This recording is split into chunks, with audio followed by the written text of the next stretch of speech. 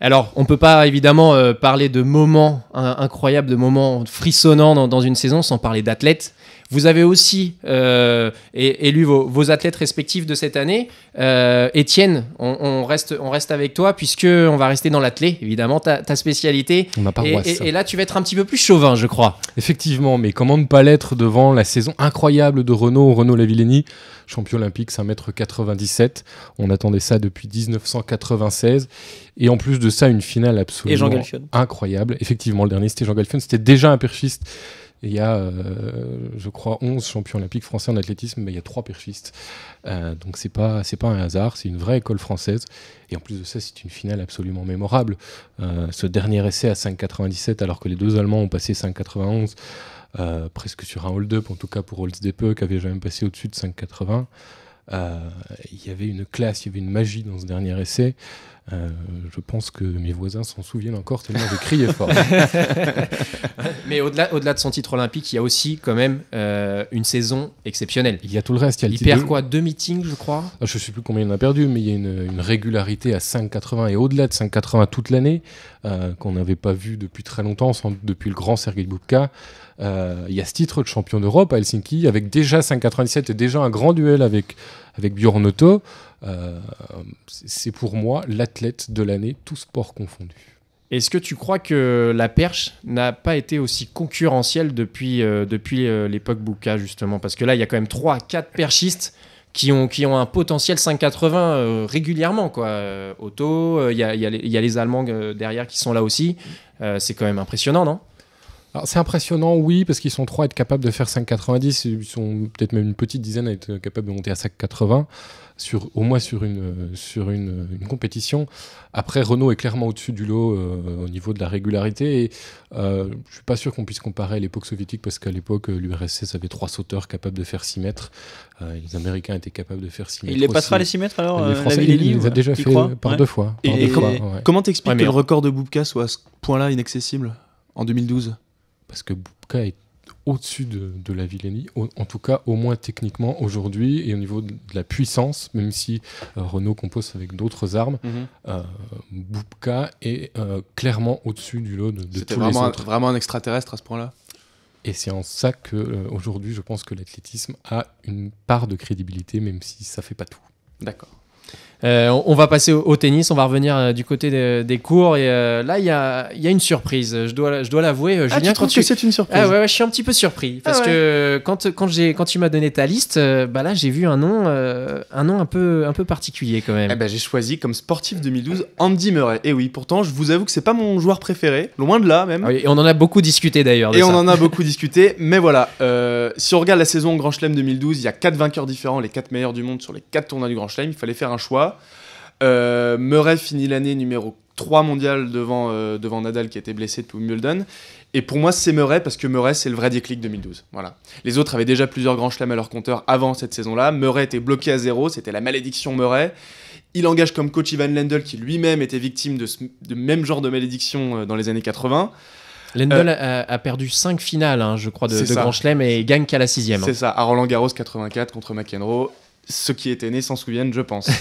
Et le voilà, en fait, finale de Wimbledon en juillet contre Roger Federer. La première fois qu'il atteint le stade de la finale dans son tournoi fétiche à Londres devant les siens. Depuis très longtemps en plus. Depuis Fred Perry, voilà. Exactement. Et alors il perd en finale et pour moi, le premier déclic, il se situe sur son discours d'après-match. Je ne sais pas si vous l'avez vu, il fond en larmes devant le public entier qui pourtant est assez, glacial à Wimbledon traditionnellement.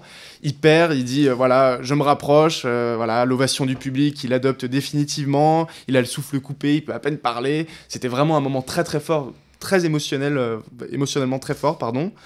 Voilà, il dit je vais essayer de parler mais ça va pas être facile. Bref, il se coupe pendant 30 secondes parce qu'il a les trémolos dans la voix. Il perd contre Roger en finale. Un mois après, les JO à Londres, à nouveau chez lui. Cette fois-ci, il remporte le titre. Il met une énorme branlée, excusez-moi pour le terme, à Roger Federer en finale qui, il est vrai, était crevé par sa demi-finale contre Del Potro la veille. Il le bat, et ça c'est le deuxième déclic pour moi parce que c'est son premier titre majeur, même si c'est pas encore un grand chelem. C'est un véritable déclic. Et c'est chez lui. Et c'est chez lui, évidemment. Chez lui. Grosse pression à gérer, il y parvient. Ça débloque plein de choses psychologiquement en lui. Il le dit d'ailleurs dans une dépêche AFP qui est sortie il y a pas longtemps, j'ai pas le temps de la citer. Il arrive à l'US Open fin août. avec un statut de quasi-favori avec Roger Federer.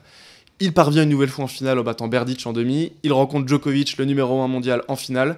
Et là, il arrive à le battre en 5-7. Il gagne les 2 premiers, il perd les 2 suivants. Grosse pression dans des conditions climatiques injouables avec un vent à décorner les cocus. C'est ça l'expression, il me semble.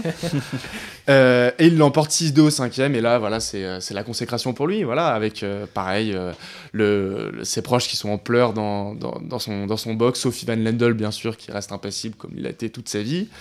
Et voilà, pour moi, Murray, c'est vraiment le sportif 2012 parce que voilà, il a réussi à passer l'étape la plus difficile à franchir. Et les autres n'ont pu que s'incliner devant sa classe. Je suis plutôt d'accord avec lui, étonnamment. Pourtant, tu sais que j'aime pas beaucoup les Britanniques. Et en plus de ça, c'est un Écossais qui chante God Save the Queen après. Alors certes, il a gagné les Jeux Olympiques sous la bannière de l'Union Jack, mais alors qu'un Écossais chante God Save the Queen, il y en a un paquet qui ont dû se retourner là-haut en Écosse. Et pourtant, je suis relativement d'accord avec Julien. Alors pourquoi ça t'a surpris, Anthony ? Dis-moi. Moi, ça m'a surpris parce que sur cette saison 2012, c'est vrai que c'est la saison peut-être la plus équilibrée. C'est vrai. On a eu l'hégémonie Roger pendant 6 années. On a eu le prince Nadal qui arrive, qui marque de son empreinte physique le tennis mondial. Et puis 2011, c'est l'année de Djoko, quoi. Exact. Djoko prend un diététicien, fait un régime, il passe un cap au niveau physique. Les 4 arrivent. Les 3, puisque le 4e c'est Murray qui arrive, qui est encore un peu derrière à ce moment-là. Voilà. Début 2012, ils sont tous les 4 quasiment au même niveau entre guillemets, puisque Djoko est un peu descendu de son nuage.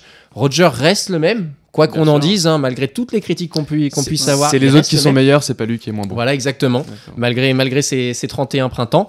Et puis, bon, Nadal joue moins parce que Nadal est fatigué, le corps est usé. Bon, ça, on peut en parler pendant des heures. Hein. C'est sûr. Et puis Murray prend Lendl. C'est vrai que c'est peut-être le meilleur choix qu'il ait fait dans sa carrière. C'est fort possible. Mais pour l'ensemble de la saison, c'est vrai que c'était compliqué de choisir un sportif dans le tennis, en tout cas.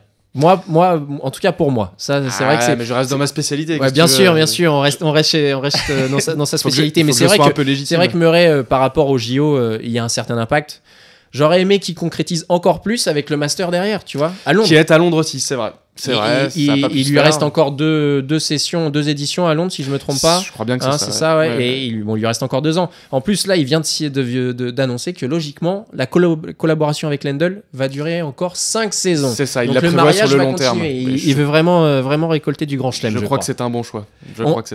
On va rester un peu chauvin quand même hein, dans les meilleurs athlètes, les meilleurs sportifs 2012. Et c'est pas ma spécialité, par contre, le kayak. Voilà, exactement, le kayak, mais je pense qu'on peut lui rendre hommage. Et exactement, Tony Estanguet qui a raccroché les pagaies, si on peut dire ainsi, cette saison.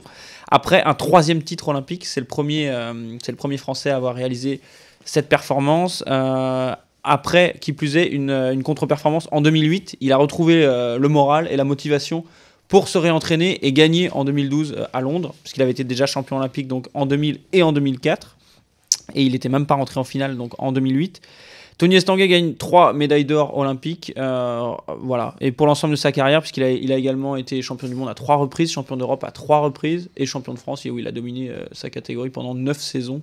Donc voilà, pour rendre hommage à Tony Estanguet, un grand monsieur, pour l'ensemble de son œuvre, on espère qu'on le verra encore du côté du comité international olympique. D'ailleurs, une élection qui traîne un petit peu. Exactement, ça traîne. Je voulais juste dire qu'en fait, on ne fait pas de grands champions sans de grands rivaux. Et Michel Martican, 5 médailles olympiques, dont 2 hommage titres. À Michel Martican, le Slovaque, l'éternel. Une part de légende d'Estanguet va aussi sans doute à Martican. Oui, et le duel a encore eu lieu cette année. Mais Tony Estanguet, pour moi, les ressources morales de perdre un titre olympique et de retravailler 4 ans pour le regagner, alors qu'il a 34 ans cette année, c'est très fort. Et je pense qu'on peut rendre hommage. En plus, c'est un mec plutôt sympa. Avec les médias, plutôt sympa, avec plusieurs fondations dans lesquelles il participe. Donc voilà, pour moi, l'hommage va à Tony Estanguet fort logiquement. Hommage mérité. Et moi pour clôturer un peu cette séquence meilleur sportif, je vais être moins surprenant que vous. Moi, j'ai la chance de pouvoir aller sur tous les sports. Hein, et c'est vrai qu'il faut quand même rendre hommage à Usain Bolt, je crois. Puisqu'il est quand même aussi rentré dans l'histoire, c'est devenu une légende. Certes, la médiatisation autour de cet homme-là est exceptionnelle, on n'a jamais vu ça dans l'athlétisme, mais ses performances restent hors du commun. Je pense qu'on peut pas Et rester c'est un mec à insensible. part. Et c'est un mec à drôle, part.